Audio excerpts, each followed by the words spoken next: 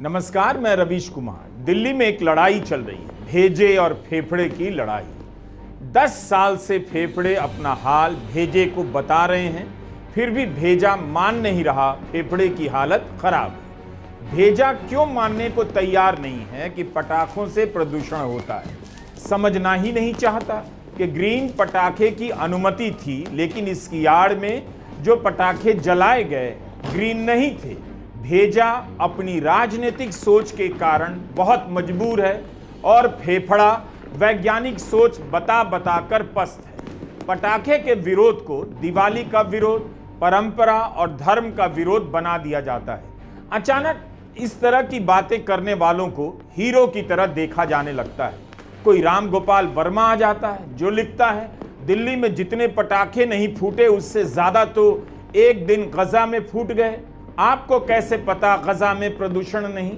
ऐसी दलीलों से भरे भेजे ने फेफड़े को जो पटखनी दी है, लगता है एक दिन पूरा शहर फेफड़े के कैंसर के स्वागत में निकल पड़ेगा और उसे बीमारी की जगह अमृत काल का अमृत घोषित कर देगा। आखिर भेजे को समझ क्यों नहीं आ रहा कि यह मामला केवल फेफड़े का नहीं है। फेफड़े का कैंसर होगा तो पूरा शरीर प्रभावित होगा और परिवार भी। यकीन नहीं आता कि इसी दिल्ली की हवा जब पेट्रोल और डीजल से जहरीली हो गई थी, तब भले ही कुछ लोग थे जो लड़ रहे थे, सुप्रीम कोर्ट में, अखबारों में लिख रहे थे, लेकिन तब जनता इस तरह से उनके विरोध में खड़ी नहीं थी जिस तरह से आज पटाखे के विरोध में बात करने वालों का बहिष्कार किया जाता है। दिल्ली के ही सरगंगा राम अस्पताल में 30 साल तक फेफड़े के कैंसर पर शोध चला।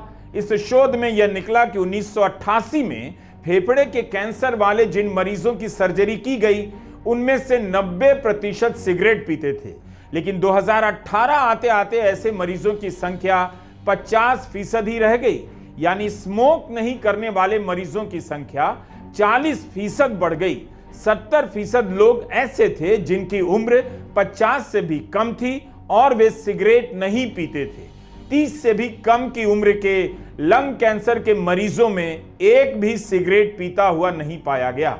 पैसिव स्मोकिंग, गाड़ियों का धुआं, इंडस्ट्री का प्रदूषण, रसोई के तेल का वाष्प और घरों में इस्तेमाल किया जाने वाला कोयला, अनेक कारण हैं, लेकिन हवा में घुलता प्रदूषण सबसे बड़ा कारण बनता जा रहा है। ऐसे मरीजों को भी लंग कैंसर हो रहा है जिनके परिवार में कोई इतिहास नहीं। ये मरीज युवा हैं, महिलाएं हैं जिन्होंने सिगरेट को हाथ तक नहीं लगाया। उन सब में एक कॉमन फैक्टर है दिल्ली की जहरीली हवा। कितने ही आंकड़े आते हैं, अखबारों में छपते हैं कि दिल्ली में सांस लेना दिन की 10, 20 या 50 सिगरेट पीने के बराबर है। दिल्ली में रहते हैं तो आपकी जिंदगी के 12 साल कम हो सकते हैं, मगर जमीन पर और हवा में बदलाव कहीं कुछ नहीं। डॉक्टर कहते हैं आप दिल्ली में लंग कैंसर कम करना चाहते हैं तो पहले आपको वायु प्रदूषण की बात करनी ही होगी। उसके बिना सारी बहस बेकार है। लेकिन इसकी बात करते ही आपको ट्रोल किया जाता है, धर्म विरोधी घोषित कर दिया जाता है। ग्रीन पटाखे और कोर्ट के फैसले के नाम पर इस बहस को जीत लेने का दावा किया जाता है।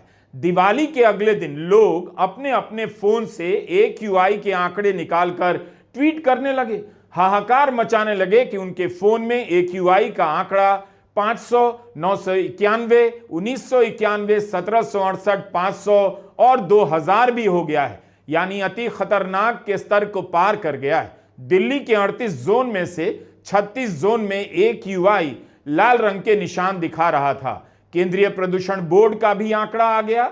इसके अनुसार दिल्ली की अगली सुबह दिल्ली का औसत AQI 350, 0 से 50 के बीच के AQI को अच्छा माना जाता है। इस हिसाब से 350 बहुत घातक है।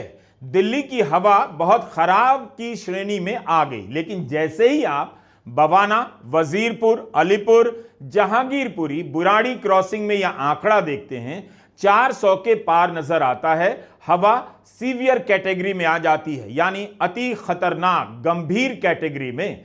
कितने ही अध्ययन आ चुके हैं, छप चुके हैं और अखबार के जिस पन्ने पर छपे हैं ठोंगा बनकर फट भी चुका है। कचरे को दूर करने के लिए बहस हुई और बहस ही अपने आप में कचरा बन जाए, इसलिए हमने कहा कि दिल्ली में भेजे ने फेफड़े को हरा दिया, क्योंकि फेफड़े ने भेजे में कचरा भर दिया है।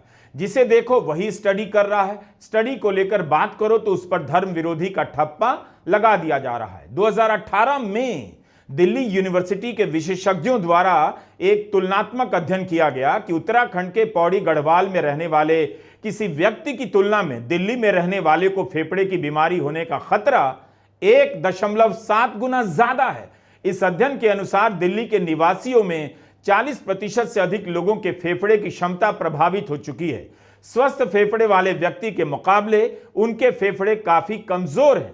अलग अलग अध्ययनों में सामने आया है कि दिल्ली में 22 लाख बच्चों के फेफड़ों में डैमेज देखा जा सकता है। हर तीसरा बच्चा किसी न किसी प्रकार की सांस की तकलीफ से गुजर रहा है। जिन वर्षों में दिल्ली की हवा बद से बदतर हो गई, उन्हीं वर्षों में बच्चों में कैंसर 2 गुना हो गया। लेकिन क्या दिल्ली सुन रही है? समझना चाहती भी है। दिल्ली में भी कई तरह की दिल्ली है। दिल्ली एक ऐसा शहर जहां पिछले 10 साल से वायु प्रदूषण सबसे अधिक चर्चा में रहने वाला मुद्दा है। वायु प्रदूषण और हेल्थ पर इसके असर को लेकर कितनी किताबें आ गईं, लोग भी खूब लिखते रहे, लेकिन तब भी ये बातें लोगों तक नहीं पहुंच पा रही। सच्चाई यही है कि 10 साल में भी नहीं पहुंची, क्योंकि जहां पहुंची वहां घरों में बच्चे अब पटाखे नहीं जलाते हैं। पहले तो उनकी बात लोग सुन भी लिया करते थे कि बच्चे बोल रहे हैं, लेकिन अब तो पटाखों पर सवाल करना भी धर्म और परंपरा का विरोध हो गया है। दिल्ली के बाजारों में जाकर देखना चाहिए था। पटाखे खरीदने वाले हर स्तर के लोग थे, आम लोग भी, मिडिल क्लास वाले भी थे। हम नहीं जानते कि पटाखे खरीदने वाले तक दिल्ली की यह बहस पहुंची है या नहीं कि पटाखे के बाद जो प्रदूषण होगा उससे उसका, उसके बच्चे या बुजुर्ग माँ बाप का फेफड़ा खराब हो सकता है। ट्विटर पर भले ही बीजेपी बनाम आम आदमी पार्टी के बीच बहस चल रही है कि बीजेपी जो वायु प्रदूषण का मुद्दा बनाकर आप सरकार को घेरा करती थी, ग्रीन पटाखों के नाम पर पटाखों का स्वागत कर रही है, लेकिन आम लोग क्यों बाजारों में पटाखे खरीदने निकले, इसका भी जवाब ढूंढिए। इस सवाल का भी जवाब ढूंढिए कि आम लोगों के अलावा हजारों हाउसिंग सोसाइटी में रहने वाले लाखों लोगों तक भी इसकी बहस क्यों नहीं पहुंची। वे क्यों नहीं समझ पाए कि हवा में AQI 50 से अधिक हो जाए तो हवा खतरनाक हो जाती है, 500 हो जाए तो जानलेवा हो जाती है। क्या इन सभी लोगों ने हवा में जहर की बहस को ठुकरा दिया? क्यों लोग नहीं लिख रहे हैं कि हवा के कारण दिक्कत हो रही है, सांस लेने में दिक्कत हो रही है, इस तरह से धुआंधार पटाखे नहीं फोड़े जाने चाहिए थे। आप एयर प्यूरिफायर से इस चुनौती का सामना नहीं कर सकते। जैसे RO प्लांट लगाकर, मशीन लगाकर आपके घर का पानी भले पीने लायक हो जाए, लेकिन इससे गंगा और यमुना का पानी साफ नहीं होता। जमीन के नीचे का पानी जो प्रदूषित हो चुका है वो आपकी रसोई में RO मशीन लगा लेने से साफ नहीं होगा। RO, एयर प्यूरिफायर का खर्चा और रखरखाव का सालाना खर्चा भी जोड़ लीजिए तो पता चलेगा कि हर फ्लैट में रहने वाले लोगों का अच्छा खासा पैसा जा रहा है। एक और आइटम है नया जो परिवारों में आ गया है, नेबुलाइजर। पता कीजिए दिल्ली के कितने घरों में यह आइटम जगह बना चुका है। मास्क का खर्चा तो अब रुमाल के खर्चे के समान हो चुका है। 70 से 80 हजार के एयर प्यूरिफायर बिकने लगे हैं। 15 से 25 हजार के रेंज में जाने कितने ही एयर प्यूरिफायर आते हैं। इस सेगमेंट का बिजनेस कई 100 करोड़ का हो गया है, लेकिन इससे शहर की हवा साफ नहीं हुई और हवा के कारण लंग्स कैंसर का खतरा कम नहीं हुआ। पिछले साल की खबरों में है कि त्योहार के सीजन में दिल्ली में कई कंपनियों के एयर प्यूरिफायर की बिक्री में 50% की वृद्धि हो गई। हर साल अक्टूबर और नवंबर के महीने में इनकी बिक्री बढ़ जाती है। दिल्ली के बाहर शहरों में क्या हाल है उसे लेकर क्या बात की जाए। जब भारत के सबसे जागरूक शहर में बहस का यह हाल है तो बाकी शहरों से क्या उम्मीद। हैरानी की बात है अभी तक किसी राजनीतिक दल ने दिल्ली वालों के लिए घर घर प्यूरिफायर का वादा नहीं किया। वो दिन दूर नहीं जब दिल्ली में चुनाव जीतने के लिए चुनाव से पहले सरकार लोगों को मास्क, एयर प्यूरिफायर और RO मशीन बांटने लग जाएगी। गरीब आदमी एयर प्यूरिफायर नहीं लगा सकता, उसे तो पता ही नहीं चलेगा कि क्यों फेफड़े का कैंसर हुआ या दूसरी बीमारी हुई। इस बीमारी के पीछे हवा प्रदूषण का क्या रोल था। लेकिन जिसे पता है वो क्यों प्रदूषण के कारणों को समझ नहीं रहा है।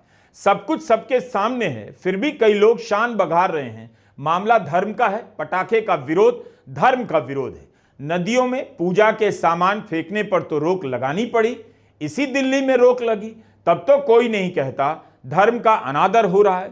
हवा को लेकर इतनी जिद क्यों है? क्या धर्म में हवा और पानी की शुद्धता की कोई बात नहीं? बिना शुद्ध जल के कोई पूजा हो सकती है? हवन की धारणा ही वायु और वातावरण को शुद्ध बनाने की है। क्या पटाखे से वायु शुद्ध हो रहा है? रात अंधेरे हवा में यह धुएं का गुब्बारा उड़ा जा रहा है। इसका नाम क्यों नहीं अमृत धुआं रख दिया जाए और कहा जाए यह सेहत के लिए दूध दही के समान है। केवल दिवाली के दिन नहीं बल्कि सालों भर शाम होते ही पटाखे छोड़े जाने चाहिए ताकि ऐसा धुआं पैदा होता रहे। अगर दिल्ली की जनता इस धुएं को बसंती पवन मानने के लिए तैयार है, इसे जहर मानना ही नहीं चाहती, तब फिर क्या किया जाए? कोई बता सकता है कि जिस पटाखे के जलने से यह धुआं निकला है वह ग्रीन था या नहीं? सुप्रीम कोर्ट ग्रीन पटाखे के नाम पर टेस्ट करना चाहता था, तो यह वही टेस्ट है जिसका रिजल्ट पहले से ही कई लोग जानते थे, मगर उनकी बात नहीं सुनी गई। कि आपने ऐसी कोई खबर देखी कि दिल्ली में ग्रीन पटाखों की जांच हो रही है? जो बिक रहा है ग्रीन पटाखा ही है। जिस तादाद में दिल्ली में पटाखे छोड़े गए हैं उनमें कितने ग्रीन थे कौन बता सकता है? किसी के पास जवाब नहीं। खुद सुप्रीम कोर्ट पता नहीं कर सकता कि उसके आदेश के मुताबिक ग्रीन पटाखे ही बिके या उन्हीं पटाखों पर ग्रीन लिखकर बेचा जाता रहा जो हमेशा से बिकते आ रहे हैं। 2019 में सुप्रीम कोर्ट ने दिल्ली और आसपास के राज्यों के अधिकारियों को फटकार लगाई। कहा कि लोगों को मरने के लिए छोड़ दिया गया है, कोई अपने घरों में भी सुरक्षित नहीं। उसी सुप्रीम कोर्ट ने इस बार ग्रीन पटाखों को टेस्ट करने के नाम पर अनुमति दे दी। ट्विटर पर बहस है कि AQI इतनी हो गई उतनी हो गई, लेकिन अस्पतालों से भी रिपोर्टिंग हो तो सच्चाई का दूसरा चेहरा सामने आए। देखना चाहिए कि बच्चों के डॉक्टर के क्लिनिक के आगे दिवाली के अगले दिन कितनी भीड़ है। अस्पतालों में फेफड़े और सांस की शिकायतों को लेकर दिवाली के अगले दिन कितने लोग पहुंचे। हम नहीं कहते कि आंकड़ा होता तो दिल्ली के लोगों को बात ज्यादा समझ आ जाती, बल्कि आंकड़ों के कारण भी दिल्ली की जनता ने इसे बहस से बाहर कर दिया है। वह सुनने के लिए तैयार नहीं। पिछले साल नवंबर की खबर है, वायु प्रदूषण के कारण एम्स के OPD में मरीजों की संख्या 15 से 20% बढ़ गई। उसी महीने टाइम्स ऑफ इंडिया की इप्सिता पाती ने रिपोर्ट किया कि दिवाली के बाद खराब हवा के कारण गुरुग्राम के सिविल हॉस्पिटल में 2 दिनों में सांस की दिक्कत वाले मरीजों की संख्या 30% बढ़ गई। OPD में बुखार, खांसी, जुकाम और आंखों के इन्फेक्शन के मरीजों की संख्या बढ़ गई। पिछले साल दिवाली के बाद फोर्टिस, CK बिरला और अपोलो के OPD में सांस की तकलीफ के लिए मरीजों की संख्या में 3 गुना की बढ़ोतरी देखी गई। अब इसी हफ्ते की इस रिपोर्ट को भी देखिए। LNJP अस्पताल के मेडिकल डायरेक्टर का बयान है कि दिवाली पर फेफड़ों की तकलीफ से परेशान मरीजों की संख्या बढ़ने के कारण OPD में ड्यूटी बढ़ा दी जाती है। GTB अस्पताल के एक डॉक्टर ने नाम न बताने की शर्त पर टाइम्स ऑफ इंडिया से कहा है कि दिवाली के बाद प्रदूषण में अचानक होने वाली वृद्धि के कारण OPD के मरीजों की संख्या 3 गुना तक बढ़ जाती है। सांस की नली में जलन बढ़ती है, इससे सांस लेने में दिक्कत होती है, लोग अस्पताल की तरफ भागते हैं। सफदरजंग अस्पताल के ICU की senior resident doctor Devanshi Kaul का बयान है कि हर दिवाली अस्पताल का इमरजेंसी रूम क्राइसिस जोन में बदल जाता है। बर्न्स और सांस में तकलीफ वाले मरीजों की संख्या में बहुत तेजी से बढ़ोतरी देखी जाती है। डॉक्टर और स्टाफ की ड्यूटी बढ़ाई जाती है, मगर मरीजों की संख्या कंट्रोल के बाहर चली जाती है। दिल्ली में फेफड़े का कैंसर बढ़ता जा रहा है। जर्नल ऑफ थोरेसिक ऑन्कोलॉजी की एक रिपोर्ट के अनुसार 2020 में दुनिया में 6% कैंसर के मरीज केवल भारत से थे। इनमें फेफड़े के कैंसर का योगदान बहुत ज्यादा था। 1 अगस्त की अनुजा जायसवाल की टाइम्स ऑफ इंडिया की रिपोर्ट है कि दिल्ली में फेफड़े का कैंसर होने के लिए जरूरी नहीं कि आप स्मोक करते हो। रिपोर्ट में बताया है कि 1 साल में कई बार दिल्ली में एयर क्वालिटी इंडेक्स का नाप जितना होना चाहिए उसकी सुरक्षित सीमा से 8 से 10 गुना अधिक हो जाता है, यानी खतरनाक। 27 सालों में पुरुषों में होने वाले कैंसर में फेफड़े के कैंसर का प्रतिशत 2% बढ़ा है। महिलाओं में भी इसमें वृद्धि देखी गई है। 1988 से 2019 के बीच दिल्ली में फेफड़े के कैंसर के उन मरीजों में 4 गुना वृद्धि देखी गई जो स्मोक नहीं करते। आखिर इन्हें कैंसर क्यों हो रहा है? डॉक्टर क्यों कह रहे हैं कि उनके मरीजों के फेफड़े काले दिखाई देते हैं? हम केवल कैंसर कैंसर कह रहे हैं। कैंसर का नाम सुनते ही दहशत मच जाती है।